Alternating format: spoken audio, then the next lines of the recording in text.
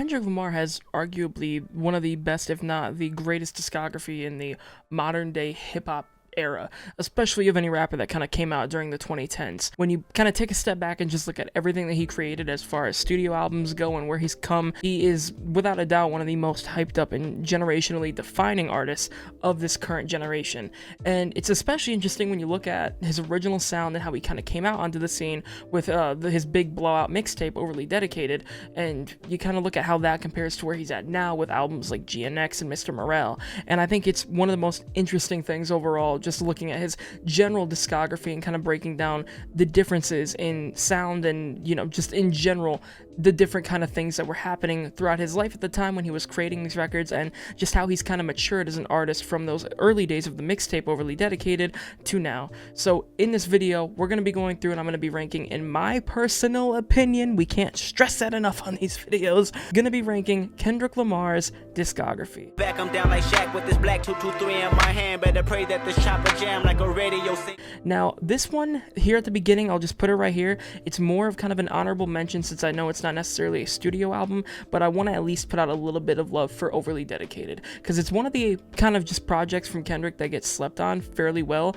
and it doesn't really get talked about too much when you talk about the general conversation, other than people throwing it out there as like, you're not a real Kendrick fan if you weren't there for this mixtape. While I don't necessarily think Overly Dedicated is an album or a mixtape that you necessarily have to listen to understand Kendrick's general come up as an artist, I do think that it is one of the nicest little packages to kind of look at and to kind of take from an artist who is at such a legendary status nowadays. You can really see the growth from that project, and it's not a horrible project by any means. I still think that it is a somewhat pretty good project for what it is. I just think that in general it definitely hasn't aged as good as some of his other work that he made, hell, 2-3 years even after that time. So I genuinely do think that he has come very, very, very far from that mixtape, but I did still want to acknowledge it here just in the beginning. I didn't really want to give it its whole own section, but I did figure that I should at least talk about it a little bit. And again, I have to stress before this video kicks off, these albums that I'm going to be talking about today, I seriously love every single one of these records.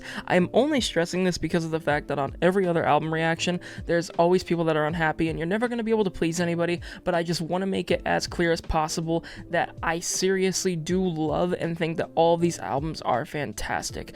I obviously think that the ones on the higher end, like 3 and up, 4 and up even, are all pretty much classic albums that will go down in history as being a defining point in hip-hop, but I really do just want to emphasize here, I genuinely love all of these albums and think that they all have their own unique perspective from Kendrick Lamar and their own unique art twist from Kendrick, just as far as what they offer and what they really bring to the table. So without further ado, let's jump on into it. Fame won't get you high as this. Chains won't get you high as this. Juice won't get you. At number 7 at the bottom, we have Untitled Unmastered. Now, this should be pretty easy. I don't think I should really have to explain why Untitled Unmastered's at the bottom. It's just because it is basically just a B-sides album, and that's not discrediting it in any shape or form. Untitled Unmastered is still, for what it is, a fantastic record, which is saying a shitload, considering that it is just a To Pimp a Butterfly, you know, B-side record. But, I mean, when you look at what To Pimp a Butterfly is and how well it has aged, how much of a classic it has become, obviously the B-sides that didn't make it on that album were gonna be at least, you know, somewhat good. But these B-sides, I love seeing people, you know, throw them around places, talk about the album, saying that, you know, there are tracks on here like Untitled 02, Untitled 07, Untitled 08 even, that, you know, would clear people's entire discography, or any track that some artists have put out. And I think partially for some artists it is true. Untitled Unmastered is, for what it is, one of the best B-side material records I think I've ever heard, if not the best B-side album that I've ever heard. As far as the general quality on there, you still get a bunch of great music, which again, it shouldn't really be up for question. Obviously, you're gonna get great music. It came from a fantastic album, and it came from the recording sessions of that album, and, you know, just in general was a great, fantastic little project. But while still being short and concise and not offering as much content as its full-length, real, true released form did, it was still such a bit of a pause and a bit of of a look at just how much more in-depth Kendrick had it just behind the scenes as far as what he had to offer with To Pimp a Butterfly. And I seriously do think a lot of people will, kind of overlook Untitled Unmastered and not really, even consider it really a Kendrick album or like an actual real album in his discography. But I do think for anybody out there that has skipped over this album and has not given it any kind of a listen, like a full-on listen and like real attentive listening, please sit down, put on some good headphones, and enjoy that album. It is a fantastic record that has plenty to offer, and it is, for again, being a B-sides record, it is nothing short of absolutely fucking phenomenal. The sound that Kendrick achieves on that album is, of course, something very much to the likes of a To Pimp a Butterfly, but it just sounds so goddamn fantastic. Again, all of the general good that I could say about To Pimp a Butterfly would just apply to Untitled Unmastered, but Untitled Unmastered feels a little bit more special in the context of it being a B-sides record, of it being a situation where these records were never even technically finished. They were never even, they're not titled and they're not mastered. These are just what he has sitting around that he may have considered at one point putting in the extra effort or putting in the extra work to finish and put onto TPAB, but he just didn't really feel like doing it. And at the end of the day, that album in itself is just a fantastic preview of what I think that general era of To Pimp a Butterfly looked like, and that general time of what Kendrick Lamar was really digging into as far as rapping. For the ride or knuckle up if you can fight. We always making them duck or die. Suit and tie is suitable. And at number 6, we have Section 80. Now, some people might disagree. Some people would probably shift this around a little bit with another album on here, maybe even another 2 albums on here. But I feel like Section 80 is, again, still a fantastic record. I'd like to describe Section 80 as a very much more matured and better sounding Overly Dedicated. And it was his first debut studio album. It was his first big kickoff as far as making a studio recorded record with Top Dog Entertainment and really showing off his general skill on a higher budget level. He definitely elevated himself and his sound at that point. It was getting to the point where Kendrick Lamar was taking off a little bit more online, especially with tracks like ADHD, High Power, Rigor Mortis, especially Rigor Mortis getting shared around a fuckload early on. Just a massive kind of breakthrough studio record, which at the time a lot of people from that early area were kind of getting their shit put out there a little bit more. I think A$AP Rocky had put out his debut tape that year. You had other artists like Future kind of blowing up just a little bit more in that time period. Obviously Future was already on the map pre-2011, but really kind of popping out a little bit stronger in that year. 2011 itself was just a huge year for hip-hop, and Section 80 by far holds its own place in that year and should always be looked at as a monument for internet era hip-hop kind of growing and coming up, because I do think Section 80 was one of those cases of a internet era artist really showing that internet era artists that may not have been looked at as seriously because of how easy it was to be able to create music. And you'd always see videos of producers talking about just the general difference and the general divide between real music makers and then people who are just programming beats. I'm looking at you, DJ Khaled. But people who are just programming beats into the computer and getting all this shit done. It set the stone for the fact that these new artists had real visions and that they really did know what they were doing. It also kind of sets the tone for what Kendrick would kind of grow to become. It's almost a weird foreshadowing of what would end up happening as far as his later career would go on.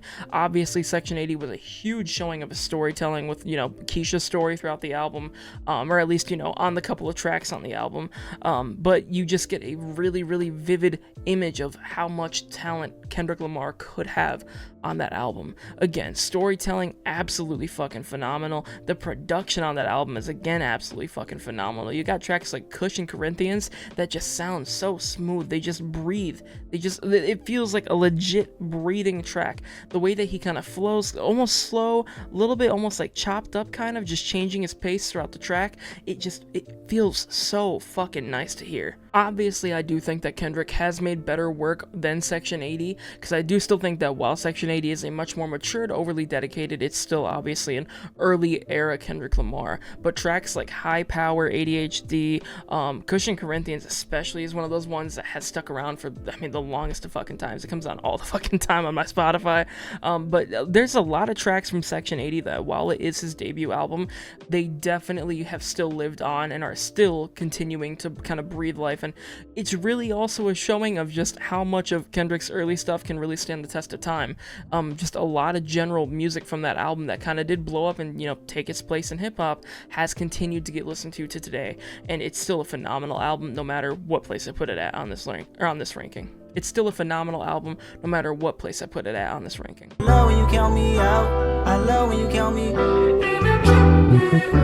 Coming in at number 5, we have Mr. Morale and the Big Steppers. Now, even though this is by far the lowest ranked of, like, I guess, like, the really, like, mainstream era Kendrick Lamar, I must stress that this is by far the most different album from Kendrick, and massive respect to Kendrick Lamar for taking such a long time away, 5 years away, after putting out Damn, and, you know, kind of trying to figure out, he had always said that he had struggled with writer's block and all these different kind of just issues with his own personal life. I think especially with the amount of things that were happening in the world between, you know, 2017 to 2022, god damn it, we had a pandemic happen. There's a bunch of shit that, you know, a lot of people learned in 5 years, especially within those 5 years, and a lot of people have grown over that time, and I think he definitely had to pick very carefully, especially coming up on that album, right? Whenever you were looking at that era, especially when I was looking at that era, waiting for that album to come out, it was clear that he had two choices. It was either he was going to go the Good Kid, Mad City route, and the kind of the Damn route as well, of making a more turned up, yet maybe messageful, like, or, you know, like, something with a message to it kind of hip-hop, or he would take the To Pimp a Butterfly route and kind of speak his piece over this more kind of intricate, real, live, breathing production that always has a crazy standout sound, because it's not so common, especially nowadays in hip-hop, to hear live instrumentation in the actual music. But instead, he somehow found a different path entirely. He went down this road of really going through and telling the people, by far through his most vulnerable album, just how he has spiritually developed, and kind of putting himself out there as far as his own personal beliefs, what he believes of the world, and how he genuinely thinks that his own life has changed, and how he thinks that he's changed himself to be a better man. I think Mr. Morale is by far one of the best overall showcases of, again, an artist maturing, but also it is one of the best therapeutic albums to listen to. Just listening to it from front to back, there's so many emotions and just moments of Kendrick's life that are portrayed that can really convey and make a connection to a listener that is going through something. I always point out, you know, tracks like Auntie Diaries, it has something so tied into it, especially with the context behind that track, that, you know, a lot of people, I think I even said it in my review of that album when I've listened to that song, a lot of people are going to click and connect with that track and have have their own stories that they want to share, have their own stories that they want to put out there. But it doesn't even stop at that. You have We Cry Together about abusive relationships, you have Mother Eye Sober, all of these different tracks on that album that really do stand their own place as far as, you know, comparing it to Kendrick's other work. I think Mr. Morale cannot be compared to pretty much anything. It is on its own pedestal, and whether or not you agree that it is a good album, right, that's completely up to you. I obviously know that people on the internet have their opinions with it, you know, not having any turn-up tracks or whatever the fuck, blah blah blah, who gives a shit. Just people have their own opinions. Whether or not I agree with them, who cares? But I do genuinely think Mr. Morale and the Big Steppers is a phenomenal album, and it's just not an album that people would expect to have gotten from him at that time. It still received praise at release, and it still receives praise as of today. But I know for a fact it is definitely the most kind of controversial one as far as what has come out from Kendrick so far, and as far as what the general opinion is from the public, as far as if it's a good album, if it's a bad album, what do people genuinely think about it? Is it, you know, do people want to hear more of that therapeutic kind of rap? Do people want to hear more of the turn-up tracks? Because while there were a couple of turn-up tracks on there wasn't anything super crazy and no major hits, other than stuff like N95 and like Count Me Out. But even then, N95 was by far, I think, the most replayed one as far as like radio play and stuff goes like that. Mr. Morale and the Big Steppers feels like it is an album that is really truly an experience front to back, and I just genuinely think that it deserves more praise. But of course, does it really stand, I think, the test of time as far as the genuine sound and moment and impact as far as the art goes? I don't think it's on that same level, but I do think that it is a phenomenal fucking record that is very, very therapeutic and really does detail an extremely vulnerable time for Kendrick Lamar and will help many, many, many people even past the time that I'm making this video, just as far as what they are going through. And yeah, I still think that it's a fantastic album.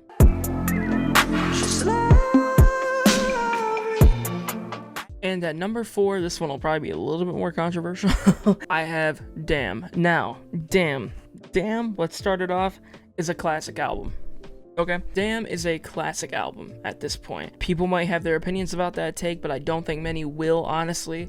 I genuinely think Damn is a classic. I know back when it came out, people were kind of having that debate. Obviously, there wasn't as much to compare it to. You didn't have like Mr. Morale out, you didn't have GNX out. But when it originally came out, people were always talking about how it definitely wasn't a Good Kid, Mad City, and it definitely wasn't A to Pimp a Butterfly, but it was still a fantastic record. I think now that time has passed and we've seen more of what has kind of come out from Kendrick and the artist that he's become, I do think that Damn is a classic album. This is an album that has stand the test of time now for 8 years, and it's definitely going to still be getting played here in the next 2. So by far, 10 years after its release, this album will still be getting replayed. It is one of the most successful albums of the streaming era, without a doubt. It has countless hits on it from front to back. It is a phenomenal record with phenomenal storytelling, fantastic lyricism, and some of the best production off of any Kendrick Lamar album.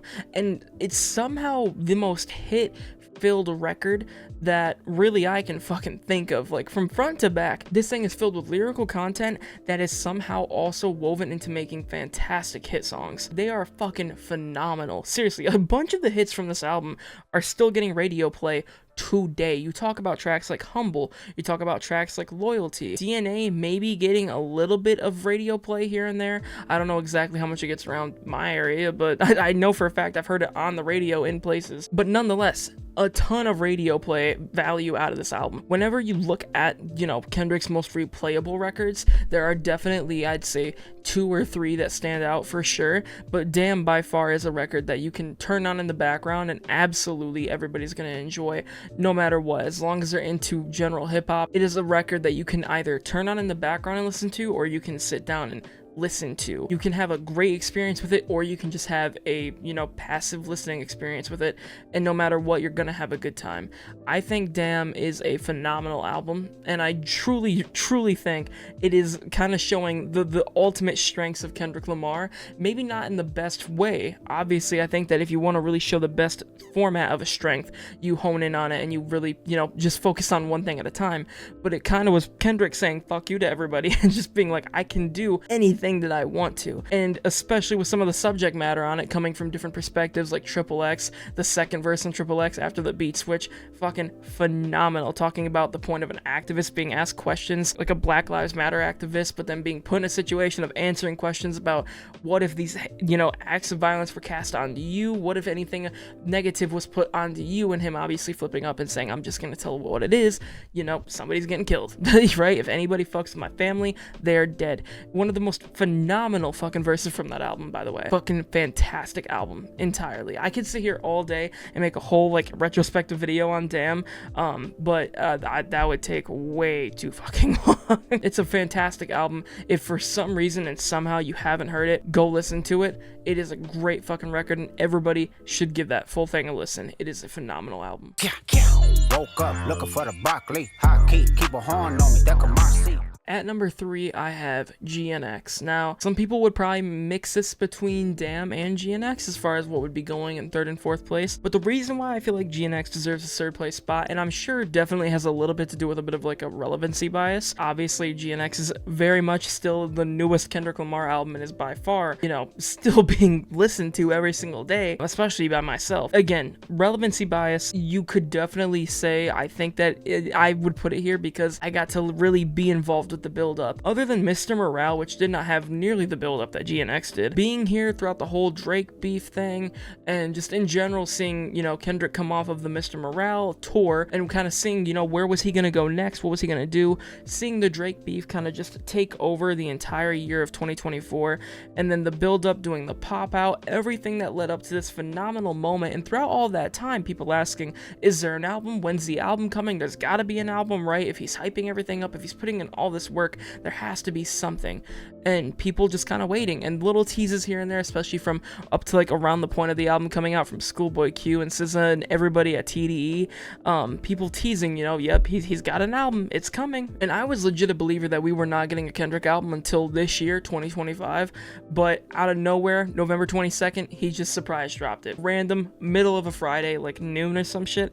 I specifically remember I was at work on my phone, and I happened to see that he posted the GNX trailer with the teaser snippet that he still has yet to release. It needs to come out, Kendrick. Sitting there just, you know, watching the trailer, getting really excited, like, oh shit, he's actually starting the rollout. This is it. He's teasing the album, seeing him post the album artwork, and then going to share the trailer to a friend and saying 13 or 12 tracks, all released with the same fucking album artwork, and being like, holy shit, he surprise dropped the album. That was the craziest fucking move that he could have made by far. I still think the album probably would have sold better if he had actually given a release date for it and told people that this is when it would be coming out. But beside the point, he dropped the album out of nowhere when there was so much hype built up for this. And like, my fucking whole world froze for that day, bro. People would probably argue between this and Damn being at 3rd and 4th place, but I do believe that with the more concise runtime and it really reflecting that West Coast hip-hop sound, something that Kendrick hasn't really honed in too strongly on since a record like Good Kid Mad City, I think that it is a fantastic semi-short form album. It's not necessarily short in any way, it's a full-length record, but 12 tracks that feel all in all fairly concise after you've listened to it probably 100 fucking times by now. And I also know that in my review there were a couple of tracks like Dodger Blue and GNX, especially GNX, the title track, that I had listened to, and I was like, I don't really know about these songs, you know, like they might grow on me, they might not, we'll kind of have to take some time to see. Dodger Blue, it was definitely one more that I liked in general, but it was just kind of more slow compared to everything that had been on the album up to that point, especially the GNX title track. I was just like, whoa, this is a weird fucking vibe. I don't know if I can get behind it. It's really weird. I didn't know how to feel about the production. It's definitely some like West Coast shit, and I just didn't really know how I felt about it. But now, dude, I am bumping the GNX title track. The GNX title track is on like constant fucking repeat at this point.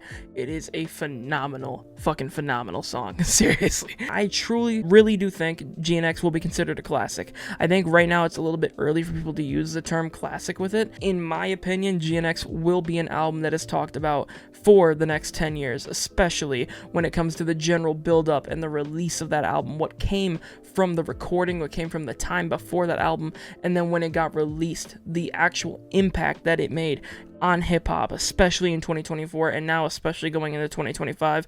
It is still a huge album, and I think that overall will be one that's talked about for forever. Nigga, why you babysitting? Only 2 or 3 shots. I'ma show you how to turn. Oh, this is gonna be one that's gonna send people through the roof a little bit, and this is also gonna be one that's gonna get people a little bit pissed off, because I know that people would definitely have these top 2 kind of flipped around, but oh well. At number 2, I have Good Kid, Mad City. Now, let me make this perfectly fucking clear here. If I could, I would just say that To Pimp a Butterfly and Good Kid, Mad City are tied. 100%, which I could totally say that, but that wouldn't be as fun, number 1, and 2, it would kind of ruin the excitement for everybody waiting to see what's at number 1. Good Kid, Mad City at number 2. I need to make it perfectly clear. Good Kid, Mad City is one of my favorite albums of all time. Same thing with the album at number 1. But Good Kid, Mad City tells a fucking super vivid story. It's always been described as a movie as far as what it is. There is truly a movie-like experience to it between the actual content and context that's given within the lyrics and the actual tracks,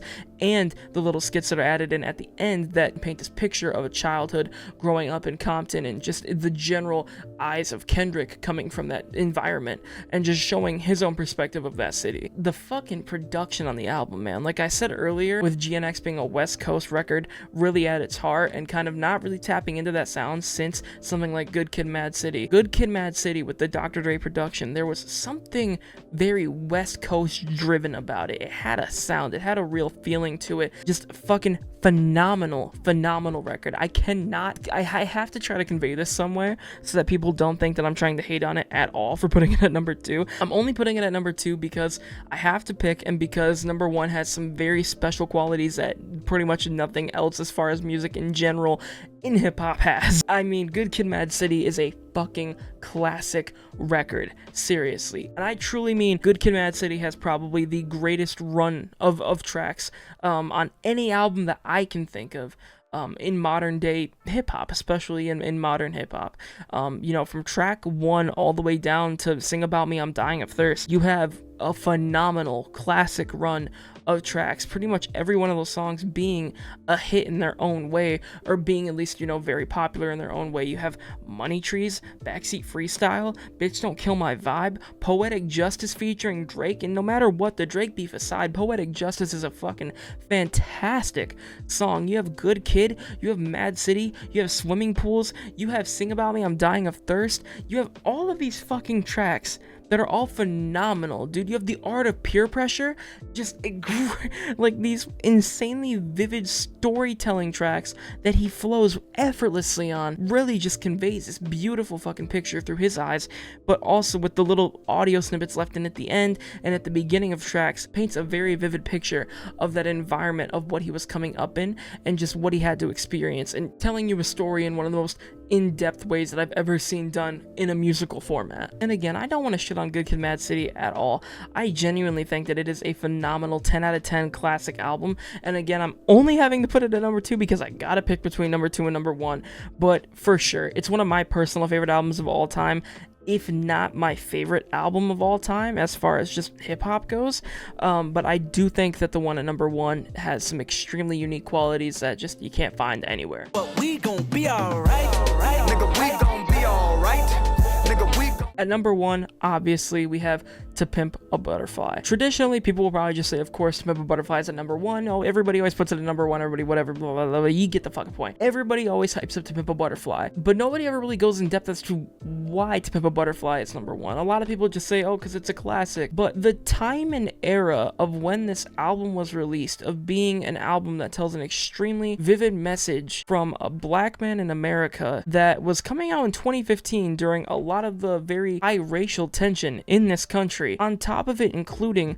a lot of jazz and a lot of older soul-inspired, jazz-inspired sound, live instrumentation, especially live jazz instrumentation, really diving into black art from this country and bringing it to a modern concept piece for hip-hop, another, black art that has blown up and has really taken the world by a storm, is one of the craziest mixtures and combinations of genres that comes to culminate into a phenomenal classic album. I think at the end of the day, when you look at the inspirations that go into each Kendrick Lamar album, To Pimp a Butterfly just bleeds the roots of every single black art form in music. It's one of the most phenomenal fucking just bodies of work in general in music in history. And I'm not the only person that says that, right? A bunch of other people have hyped this up and have called it a monumental, album. But I genuinely think that if you take a look at everything that Kendrick Lamar has put out there, there is nothing more rooted in his own belief of the culture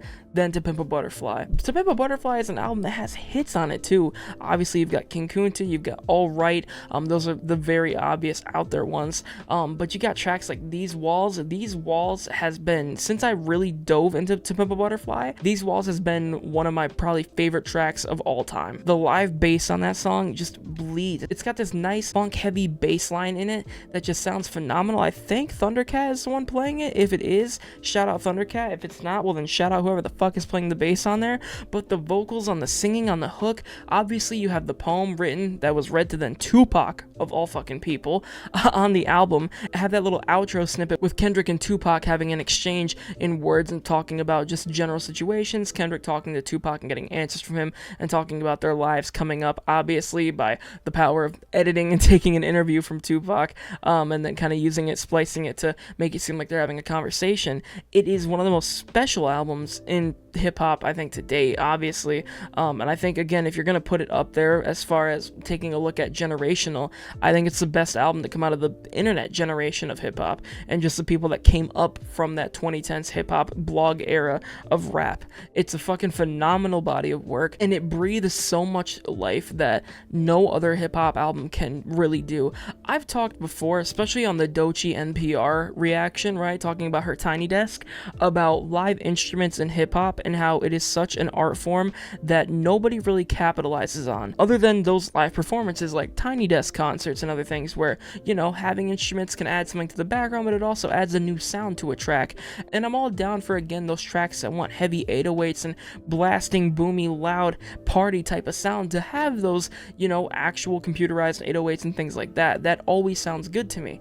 But when you take an album that has the kind of lyrical depth and tonality of To Pimp a Butterfly, and then you give it actual live instrumentation, give it live horns, live strings, live drums, everything like that, it breathes a whole new life and gives actual, genuine, like, living sense to these tracks. There's real human playing happening on those instruments, and it sounds fucking phenomenal. And it's one of the things that I wish more and more artists that want to kind of tap into that Kendrick Lamar sound, especially on the lyrical content, I think more and more artists that are going down that path should always get into or look more into having a real live instrumentation for their records, especially on the studio tracks. I really do like seeing live instruments being used live as well. I think more rappers should use live instruments as well with bands for their real live performances, but especially with studio tracks, I would love to see and hear more phenomenal playing from really, really good players, and not just producers that, you know, making beats. Obviously, producers that just, you know, sit there and make beats, they hold such a special place. The art form wouldn't be where it is without them, and we still absolutely need them there. But having those live bass lines can add so much more life and rhythm to shit. Having live horns can add so much life and rhythm to shit, and you don't really feel it until you hear it, and then you know what the fuck you're looking for. And To Pimp a Butterfly is such a special album because of that, because it roots itself in the art that Kendrick believed in, because it took what Kendrick was feeling at that time, feeling, of course, his own personal emotions about the general racial tension happening in the United States at that time, taking real true black art like jazz and like every other old genre from black art, and really just feeding it into this modern day hip-hop album, and it bleeds beautiful fucking record that nobody else can recreate, and I don't think anybody else can touch for at least the next 20 or 30 years. And that's why I think To Pimp a Butterfly is Kendrick Lamar's best album. And that's gonna do it for this one, guys.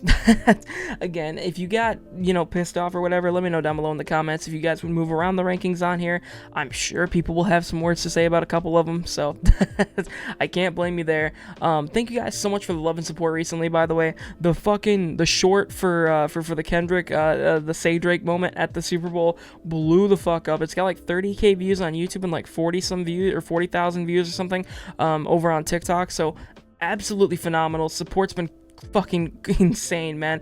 It got a bunch of subscribers to come here, so if you are new to the channel, thank you so much for watching. I really do appreciate you coming by, and yeah, it's been fucking phenomenal just sitting here talking about some of these albums that I love. And make sure, if you are new, to hit that subscribe button. Posting content here every other couple days or so. And yeah, it's been Vecmen. Peace out.